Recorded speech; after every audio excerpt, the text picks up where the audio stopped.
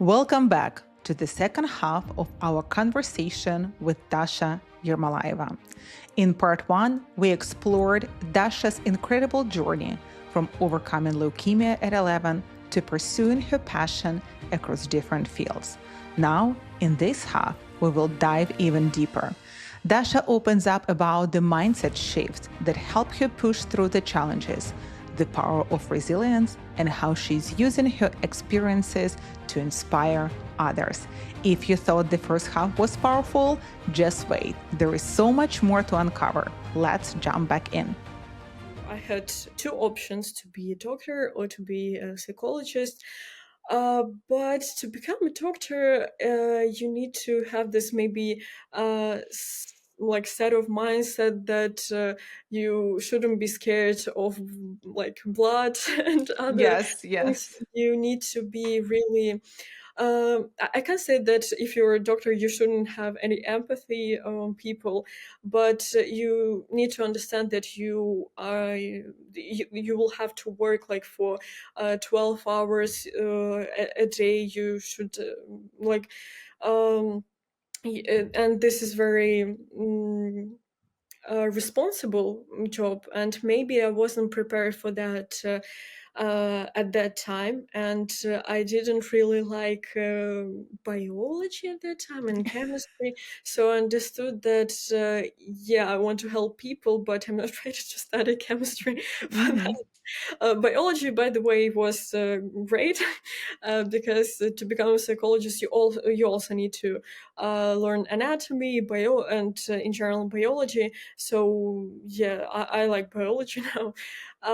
So yeah, I understood that psychology is a really great Mm-hmm. thing, and maybe that's what I want to do.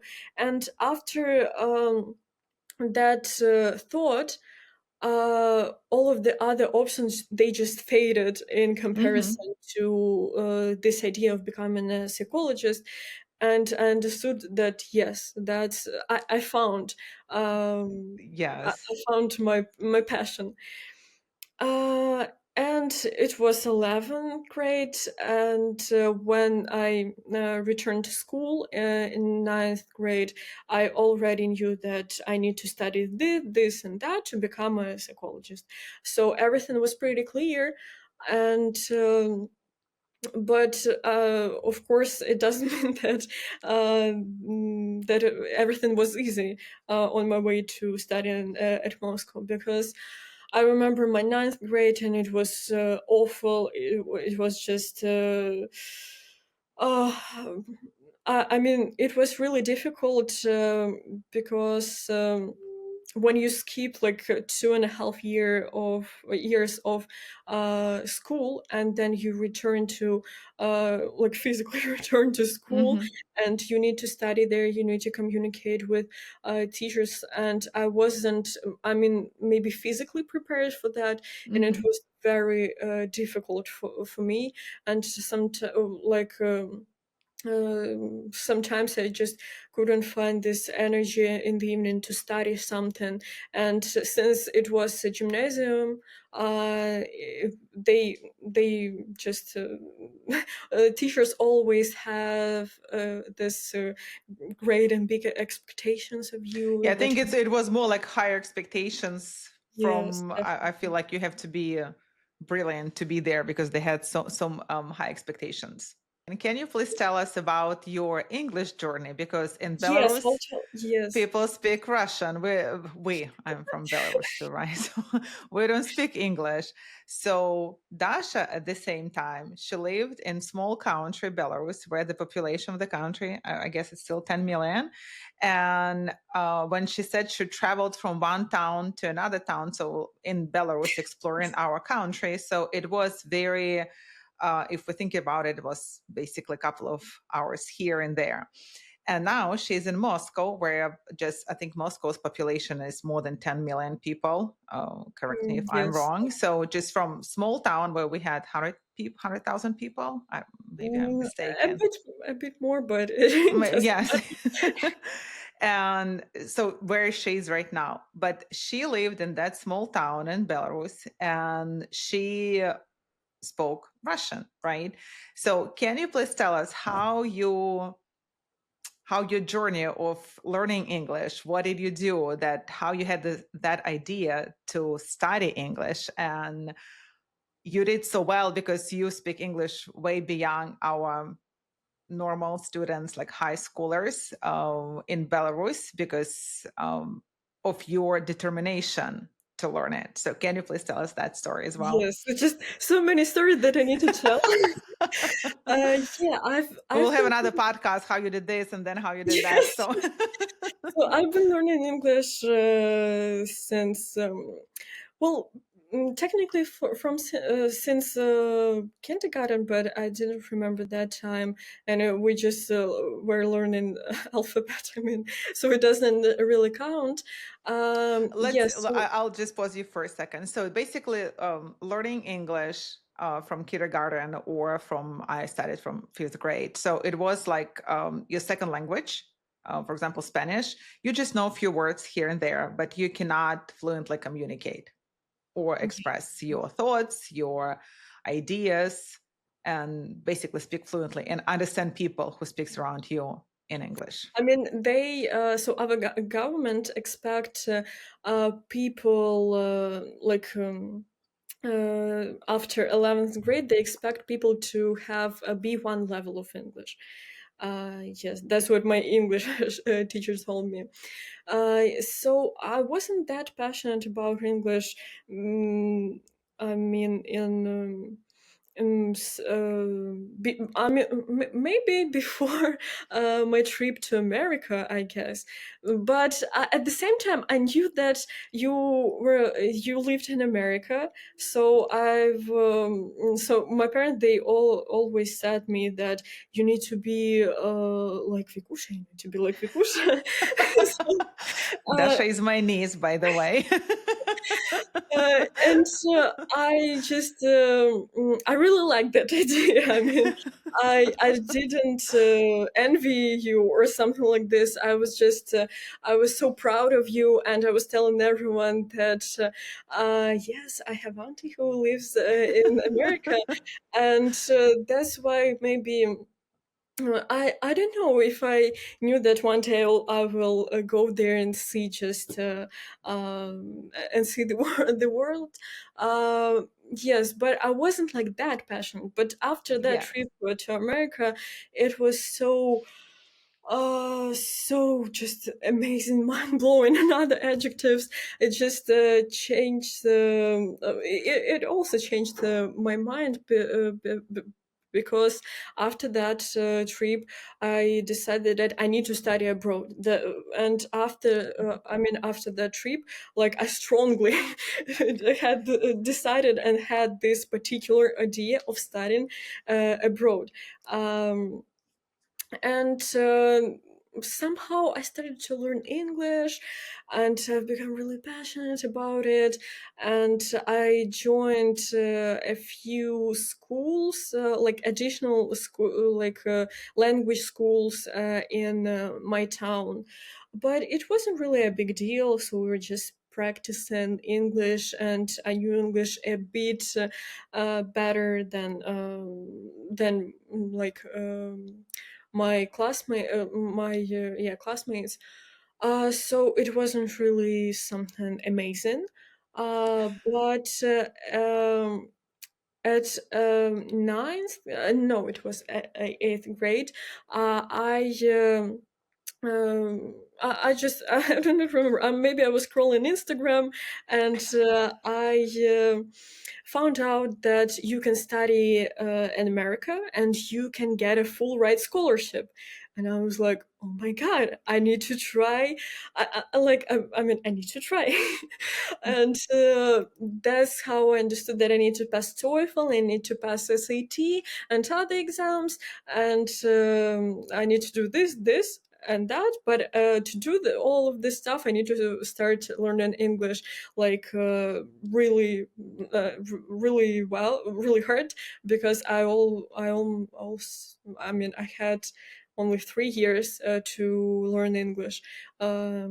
Yes, so I started my preparation for TOEFL. I participated in different speaking clubs with native speakers, with just C1, C2 teachers, and that's how I started to learn English. I was also watching different TV shows in English. I bought the subscription on Netflix, so I watch only TV shows in English, and it was really great. And I've always listened to music in English, like since childhood. Maybe because of my brother, yes, but I've never listened to Russian music, so maybe it also has something to do with it. Yes, and I've just used that immersive method when you just surround yourself um, with everything. But you do everything you do in Russian, but in English, if it's possible. Yes, and in ninth grade, I've already mentioned that I had scientific work in English. That was my first big step, I guess. Mm-hmm. And I started to participate in Olympiads at school, in my town, and I was doing it not really successful, but it was at least something, considering the fact that I've never uh, I had like this pause of 3 years, not even going to school. Mm-hmm. So it was okay. It was fine. I mean, she was in regional English competition, so she wasn't really successful, by the way, right? And English is not her first language. Yes, And but you live surrounded by people who speak Russian, so you don't have anyone around who speaks English. Yeah. yes, and I didn't have any friends who were passionate about English, so it was difficult to find people like in from my surrounding to communicate in English with. So I was trying to find different communities and in Russia, and so yeah, we're just. Participate in those speaking clubs were just an amazing experience. Um, and yes, after ninth grade, I decided that I can't live like this anymore. It was just unbearable. I didn't like studying. I didn't like not even my teachers, but the whole policy of gymnasium that you need to study really hard, even though my future profession is not required physics, math, and so on and so forth. So a lot of unnecessary subjects that you need to learn, because in Belarus we learn 12 subjects a year, like at one time. And when you have these 12 subjects and you need to learn all of this, but at the same time you need to prepare for exams that you need to pass after 11th grade, and it was just, I understood that I can't live like that Mm-hmm. anymore. So I switched school. I try yes, and it was one of the best decisions also in my life. But I need to say that my school is considered the worst school in town, like the worst.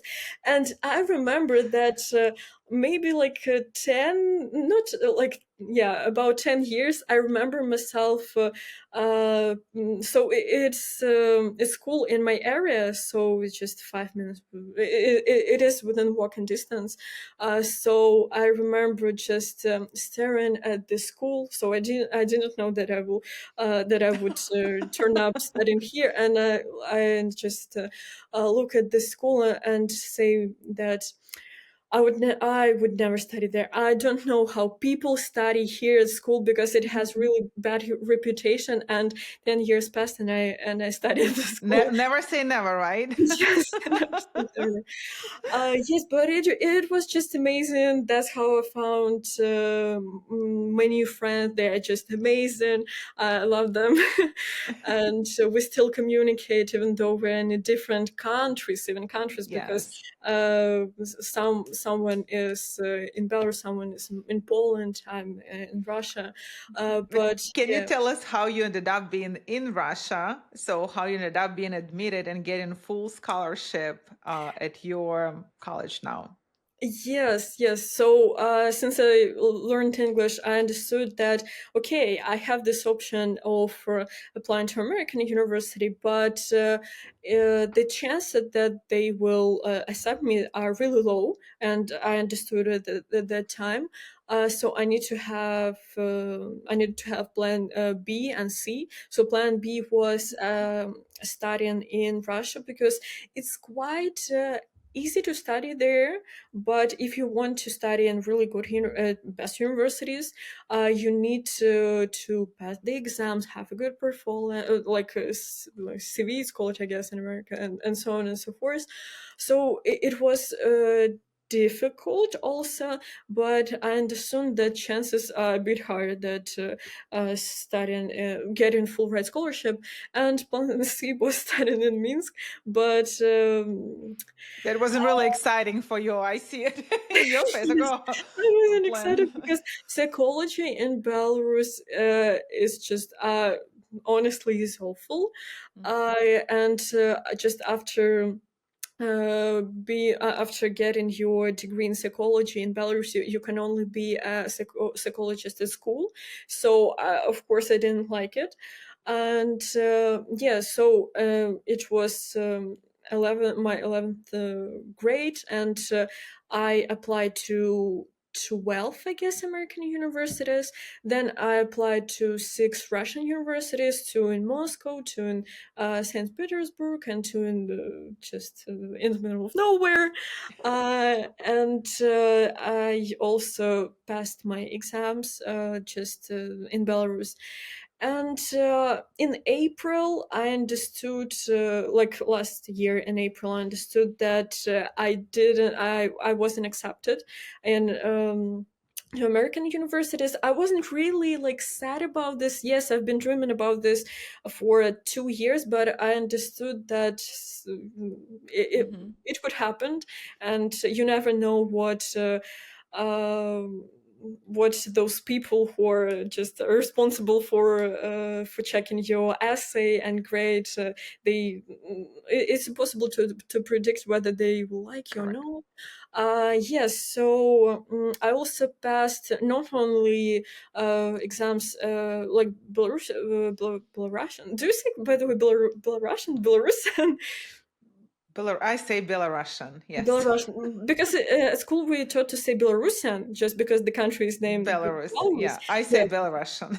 Belarusian. Okay, let it be Belarusian exams, and I also needed to pass exams for applying to Russian universities, and that's how I found out that the best university is Russia. It's not, by the way, Moscow State University, but Higher School of Economics.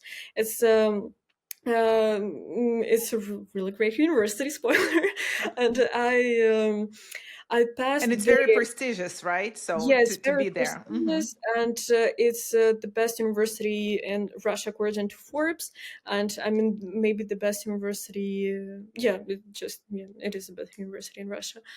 Yeah, so past their exams. So Higher School of Economics name stands for HEC, so it's called HEC exams, and I was accepted. And at that time, I didn't really. I wasn't like I wasn't so emotional about that. I mean, I was accepted. Like, okay, uh, I didn't know. I don't know What why. to expect, I guess, because you've never been there, right? So this is kind of, I Yes, think, and it another was thing really to great. point it out. Yeah, you've been to the States, so you kind of knew the atmosphere, the people, so you got the vibe. You've never been to Moscow Mhm. to get the vibe, to understand the society around you. So, and I think maybe that's why you were not that excited because you've never experienced this before. Yes, yes, and it was. I mean, I couldn't imagine living here in Moscow. I've never loved Moscow or something. Yes, but they accepted me because of my second scientific work, because of the Olympiads I had, and I had really strong CV, I mean, according to them, to so yeah, so just passed that additional exams, and everything was great, and that's how I ended up studying here. It's an amazing university. And The this is your first year, so I just want to point it out. This Yes. is your first year. I'll talk to you like in a year again, and we'll see how it progressed. Maybe sooner, because we still have a lot to discuss. But this is your first year, right? Being there, being away from parents, being born in a very small town, right? As I mentioned, the population of the whole country is probably now smaller than population of Moscow. But how do you feel being there? How do you feel that the life turned out this way for you? Yeah, I feel much better, both, by the way, physically and mentally, because it's a huge city, and you're in this environment where all people are super smart. They are so passionate about their studying. They just always participate in different competitions, and everyone is so I mean, so unique, so amazing, so interesting. um, People are just amazing here, and I also like psychology program here, and I do not regret. I don't have any regrets choosing this major, even though my parents didn't really like this idea, especially my father. He was against. He was completely against this idea, but I didn't really care, and that's I my mean, that's advice. your life, yes. Yes, because if you feel like it's yours, you should do this, and you should And um, move toward this way. yeah, you have to Uh, pursue your dream, and you got this great opportunity, and you are passionate about it. But yeah. do you feel that being studying psychology there will help you to fulfill your dream, helping people? Yes, because there are so many options of what you can do as a psychologist. Because I mean, I was really surprised, because I thought that psychologists are those people who just so I thought that psychologists are only consultant psychologists, so only consultant psychologists are existing. That's what I thought, but it turned out that you can dive into science, you can dive into HR sphere, so many ways of development. And I really like science, but at the same time I love consulting psychology. So now I have 2 years to decide what in what sphere I would like to work. So I can be cognitive psychology.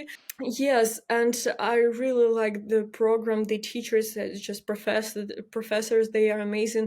And here at HSC, we have so many labs for psychology. We have like international psychology lab for positive psychology, and I hope that next year I will apply there to work with all the professors HSC has. And we have like cognitive lab, we have other different labs, so it's Mhm. just amazing, and so many opportunities here. And it is the best it is the best university in general in Russia, but it is the best university in for people who want to become a psychologist. Yes, so I really recommend it. And but yeah, it's just um yeah, I'm so happy with my decision, and I'm so happy that I was able to not to say my parents that I want to become a psychologist. I don't want to become a lawyer like Yes. you are. It doesn't mean that I don't respect you, but this is what I feel I need to do in my life, and I'm so happy that I've been saying this to my parents. I at least mom, she supported me, and now my parents, even my dad, she's He's very proud. yeah, he's very happy about my decision. So everything turned out to be amazing, and now, yeah, maybe I will get my master degree in America. Who knows? But I don't regret studying here, and it just yeah. So. It just happened. Yeah, I didn't. I wasn't accepted to America, but I was accepted. And now I study here. But I can't say that I have this thought like, oh my God, no, I want to study in America I because mean, you never know, you may end up being here yes, too. So it's life has different pathways, right, for our dreams, and you really, really never know. And you're only 18, you just turned 18. Happy birthday. thank you. And this is amazing. Thank you, Dasha, very much for sharing your story. I think it's very powerful to see how young woman can pass through everything that you had to face by growing up in a small town, facing cancer, fighting cancer, at the same time, never giving up on your dreams, even being an Olympic champion, then going back to sports, then making decision not to go to sports and actually looking for whom you want to be. I think this is just amazing. Just this is what I want to be, and just achieving your dream, following your dreams, actually taking actions to achieve your dream, not just manifesting that this is what I want to be. And looks like trusting whatever process happening, just trusting and going with the flow. What final encouragement message or legacy message you would like to share with our listeners? The main thing that you need to do is just follow your heart. And if you're really passionate about something, if you have this idea that you need to do this or that, and maybe you're not sure, but you feel like it is what makes you happy. Yes, that it's what you you need to do. So listen to yourself, listen to your heart, and just follow your dreams, and never give up. And yeah, life is difficult. You will face a lot of difficulties, but it's worth it. Yeah. So life is Thank amazing. you. Thank you so much. Thank you for sharing your experience and encouraging and motivational story. You will find Dasha's information below if you would like to join and follow her on social media. And if life feels overwhelming with constant challenges and pressure, download my 3 favorite techniques to boost your calmness anytime, anywhere that will help you to stay grounded and be in the present moment. And remember, no matter how tough things get, you are not alone.